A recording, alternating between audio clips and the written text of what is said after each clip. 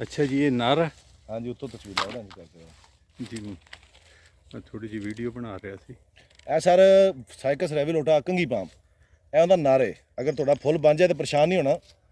ਇਹਨੂੰ ਜਦੋਂ ਤੁਸੀਂ ਆਵੇ ਨਾ ਜੀ, ਇਹ ਘਿਰ ਗਿਆ, ਹਾਂਜੀ ਇਹ ਪੋਲੀਨੇਟਰ ਇਹਦਾ। ਠੀਕ ਹੈ ਜੀ, ਇਹ ਤਕਰੀਬਨ ਜਦੋਂ ਫੁੱਲ ਬਣ ਜਾਂਦਾ 24 ਘੰਟੇ ਵਾਸਤੇ ਖੁੱਲ ਜਾਂਦਾ, ਠੀਕ ਓਪਨ ਹੋ ਜਾਂਦਾ। ਉਹਦੇ ਵਿੱਚ ਤੁਸੀਂ ਇਹ ਪੋਲੀਨੇਟਰ ਸੱਟੋਗੇ, ਬੀ ਸਕਸੈਸਫੁਲ ਹੋ ਜਾਏਗਾ, ਠੀਕ ਹੈ ਮੈਚੁਰ ਹੋ ਜਾਏਗਾ, ਨਹੀਂ ਤਾਂ ਬੀ ਖਰਾਬ ਹੋ ਜਾਏਗਾ। ਠੀਕ ਇਹਦਾ ਹੈ ਉਂਗਲ ਤੇ ਨਜ਼ਰ ਆ ਲੈਣਾ। ਠੀਕ ਹੈ। ਇਹ ਸਾਰੇ ਇਹਦੇ ਇਹ ਪੂਰਾ ਖੁੱਲ ਜਾਂਦਾ। ਅੱਛਾ ਉਹ ਜੀ, ਤਾਂ ਛੋਟੇ ਸਾਈਜ਼ ਹੁੰਦਾ ਨਾ, ਹਾਂਜੀ ਖੁੱਲ ਜਾਂਦਾ। ਅਸੀਂ ਵੇਚਣ ਦੇ ਪੋਲੀਨੇਟਰ ਛੱਡ ਦਈਦਾ। ਅੱਛਾ ਜੀ, ਵੈਸੇ ਵੀ ਰੱਖ ਦਿਓ, ਪੋਲੀਨੇਟਰ 4 ਤੋਂ 5 ਸਾਲ ਚੱਲ ਜਾਂਦਾ। ਠੀਕ ਹੈ ਜੀ, ਅਗਰ ਤੁਸੀਂ ਇੱਕ ਦਫਾ ਲਿਜਾ ਕੇ ਰੱਖ ਲਿਆ, ਹਾਂਜੀ 4-5 ਸਾਲ ਚੱਲ ਜਾਏਗਾ। ਵੇਖੋ ਨਾ, ਇਹ ਬਹੁਤ ਵੱਡਾ ਹੋ ਗਿਆ। ਹਾਂਜੀ ਜਿਹੜਾ ਮੈਚੁਰ ਨਹੀਂ ਹੋਵੇਗਾ ਕਿਤੇ, ਉਹ ਛੋਟਾ ਰਹਿ ਜਾਂਦਾ, ਬੀ ਖਰਾਬ ਹੋ ਜਾਂਦਾ। ਸ਼ਾਹ ਠੀਕ ਭਾਈ ਹੈ। ਕਿਸ ਏਜ ਤੇ ਇਹਨੂੰ ਲੱਗਦਾ ਫੁੱਲ?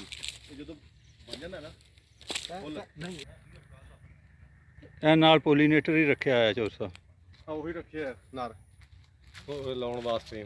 ਹਾਂਜੀ ਠੀਕ ਹੋ ਗਿਆ। ਅੱਛਾ ਜੀ, ਇਹ ਬੀ ਮੁਕੰਮਲ ਹੋ ਗਿਆ ਜੀ। ਹਾਂਜੀ, ਇਹ ਬੀ ਮੁਕੰਮਲ ਹੋ ਗਿਆ। ਅੱਛਾ ਥੋੜਾ ਜਿਹਾ ਟਾਈਮ ਹੋਰ ਲੱਗੇਗਾ, ਠੀਕ ਹੈ। ਉਹਦੇ ਵਿੱਚੋਂ ਇੰਜ ਫੇਰ ਹੀ ਨਿਕਲੇਗਾ। ਅੱਛਾ ਜੀ, ਇਹਦਾ ਨਾਮੋ ਨਿਸ਼ਾਨ ਖਤਮ ਹੋ ਜਾਏਗਾ। ਅੱਛਾ ਜੀ, ਆਮ ਨਾਰਮਲ ਜਿਵੇਂ ਕੰਗੀ ਪੰਪ ਚੱਲ ਰਿਹਾ ਹੁੰਦਾ ਉਵੇਂ ਫਿਰ ਚੱਲੇਗਾ। ਚੱਲ ਪਏਗਾ। ਅਗਲੇ ਸਾਲ ਹੋ ਸਕਦਾ ਹੈ ਫਿਰ ਲੈ ਲਵੇ। ਵਾਹ ਜੀ ਵਾਹ, ਕੀ ਬਾਤ ਹੈ, ਰੱਬ ਦੀ ਨਿਸ਼ਾਨਾ ਸਾਰੀਆਂ। ਇਹ ਮਾਦੀ ਦਾ ਬੀ ਬਸ ਉਹ ਬਣ ਗਿਆ ਜੀ, ਦੂਆ ਬਣਿਆ ਪਿਆ।